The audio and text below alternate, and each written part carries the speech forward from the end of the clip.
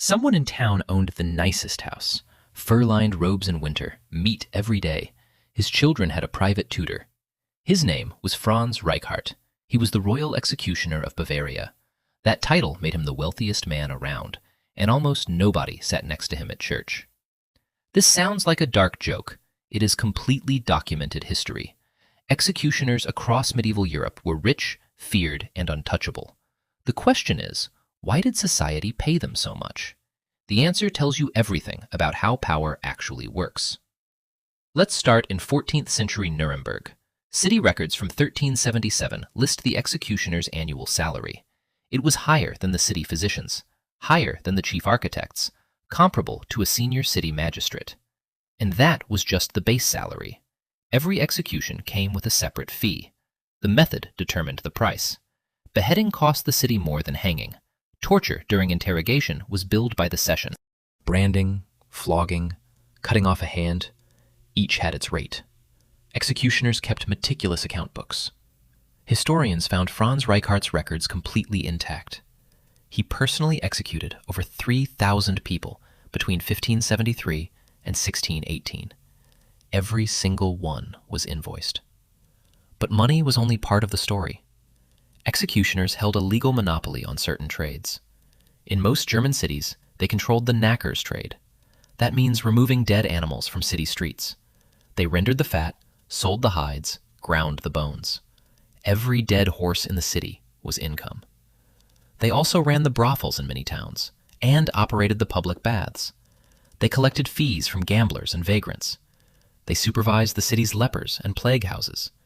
Everything dirty, dangerous, or taboo flowed through them. Medieval society needed these things done. It just needed someone else to do them. So they paid that someone very, very well. Here's what made this arrangement genuinely strange. The same society that paid executioners richly also shunned them completely. This wasn't informal rudeness. It was codified in law across German-speaking lands. Executioners could not enter certain guilds. Their children were barred from most apprenticeships. A baker who sold bread to the executioner's family could be fined. Some churches refused them burial inside city walls. They lived on the edge of town, literally. Often right next to the gallows they maintained. And yet, the house was large. Historians call this dishonorable wealth. Rich enough to survive anything, clean enough to touch nothing. How did families end up in this position at all? Mostly by accident or desperation. A city needed an executioner immediately. Nobody from a respectable family applied. A stranger, a pardoned criminal, or a desperate migrant took the job. Once you took it, your family was marked forever. Your sons inherited the role whether they wanted to or not. The Reichhart family held the position for 7 generations, from 1573 to 1803. 230 years of the same dynasty. Same house, same tools, same social exile, but the same enormous income. Now let's talk about what they actually did all day, because executions were rare events, not daily work. In a city of 20,000 people, a public execution happened maybe 6 times a year. Most of the executioner's time went to interrogation. Medieval courts required confession before conviction. That meant the executioner was the city's lead investigator. He applied torture according to a strict legal protocol. Too much, and the confession was legally invalid. Too little, and the court dismissed the case entirely.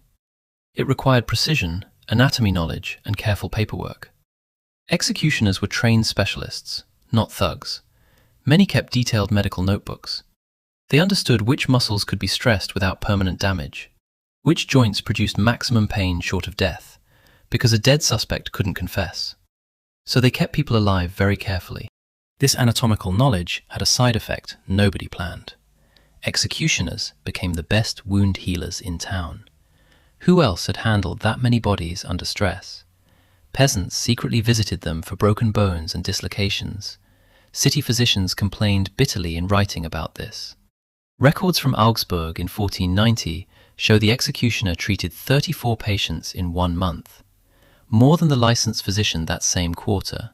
he charged less too, because he had no guild to enforce minimum prices. Social exile turned out to have a financial upside. No guild meant no fees, no restrictions, no competition rules. He could charge whatever the market would bear, and the market needed him desperately. Now here's where the story gets genuinely strange. Executioners also handled the city's magic, or rather, what medieval society called medicine. Body parts of executed criminals were sold as pharmaceutical ingredients. This was called the hand of glory trade. Executioners rendered fat was prescribed for joint pain. Blood from the scaffold was sold to treat epilepsy. This was documented medical practice, not folk superstition. German pharmacopoeias listed these ingredients through the 17th century.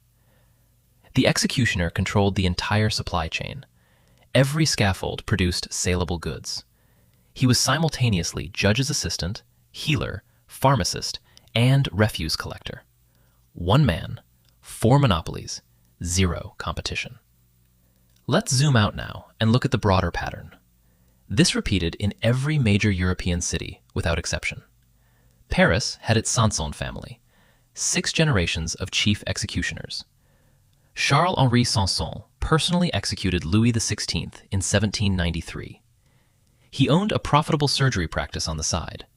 His father had executed the last man broken on the wheel in France. His grandfather had executed the regicide Damien in 1757. 6 generations in the same profession. 6 generations of the same social exclusion. 6 generations of the same extraordinary income.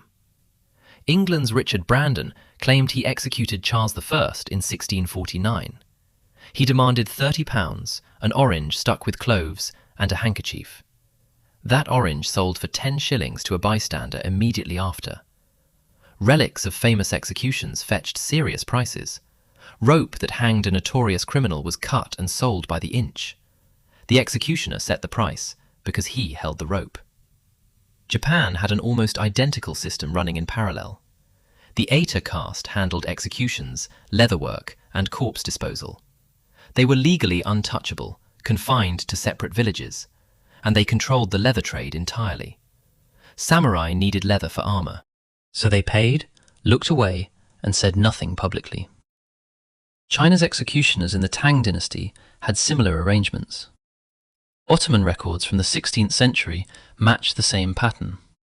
This was not a local quirk of European culture. This was a structural feature of every pre-modern state. Societies need violence to maintain order. They just prefer someone else perform it visibly, and they pay that someone to carry the shame along with the sword. Now let's look at what this actually did to the men inside the role. Franz Reichhart left a diary, 312 pages. Historians at Munich's Staatsarchive translated it in 1980. He wrote about his work with complete clinical distance. Fees collected, methods used, names of the condemned. Almost no emotional language for the first 200 pages. Then a single entry in 1601 breaks everything. He executed a 19-year-old convicted of stealing bread. Reichhart wrote, "This one did not deserve it." 4 words, then back to ledger entries on the very next line. That restraint tells you something important. These men built emotional walls because the alternative was collapse. The Sanson family in France left far more extensive records. Charles-Henri Sanson executed over 2,700 people during the Revolution alone. He petitioned the revolutionary government in 1792 for a pay raise. His stated reason? The volume of work exceeded his original contract. The government approved it within 1 week, because they needed him more than he needed them. That is the central paradox of this entire story. The most powerful men in Europe couldn't govern without him, and they would not eat at the same table with him. Power needed its instrument, and kept the instrument stored carefully out of sight. There is one more layer to this story that most people miss. Executioners occasionally refused assignments. The records show this happened more than authorities admitted. In 1584, the executioner of Cologne refused to execute a nun. He cited insufficient evidence in the trial record. The city council debated for 3 weeks. They eventually released her, because finding a replacement executioner on short notice was nearly impossible. That gave these men a peculiar and invisible form of power, the power to say no at the worst possible moment. And the city had no leverage against that refusal. You cannot threaten an executioner with execution. The irony was not lost on contemporaries. Court documents from Vienna in 1539 record a magistrate's complaint. He wrote that the executioner behaves as though he answers to God alone. He probably did, because no earthly authority had effective power over him. By the late 18th century, the entire system began fracturing. The Enlightenment changed how Europeans thought about punishment. Cesare Beccaria published On Crimes and Punishments in 1764. He argued torture extracted unreliable confessions, not truth. Courts across Europe began eliminating judicial torture through the 1780s. The executioner lost his primary technical skill almost overnight. Then came the guillotine in 1792, designed to make execution fast, humane, and impersonal. One of its selling points, it required no specialist skill whatsoever. Any literate official could operate it after one demonstration. The executioner's monopoly on death began cracking visibly. Healing monopolies followed next. Formal medical licensing spread across European cities after 1800. The pharmacopoeia stopped listing human remains as ingredients in 1805. The knackers trade was municipalized in most German cities by 1840. One by one, each monopoly was taken back by the state, and the compensation that came with them vanished too. By 1870, most European states had abolished public execution entirely. The last execution in Bavaria happened in 1854. The Reichhart dynasty ended 230 years after it began. No ceremony, no pension, no formal acknowledgement at all. The city that needed them for 7 generations quietly forgot them. There is one final detail that pulls everything together. In 1870, the last Reichhart descendant applied to the city of Munich.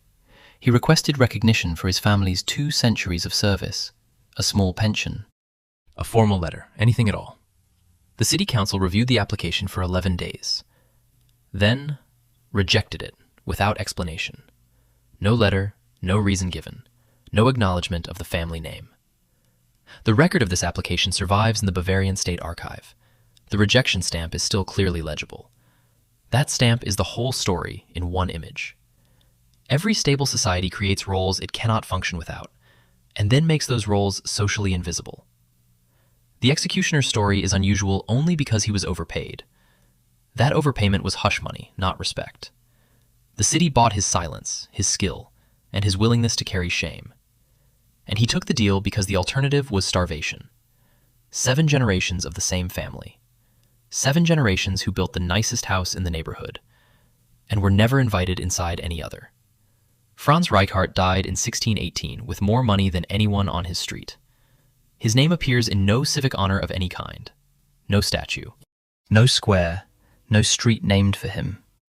The city spent his labor for 45 years, then acted as though he had never existed at all.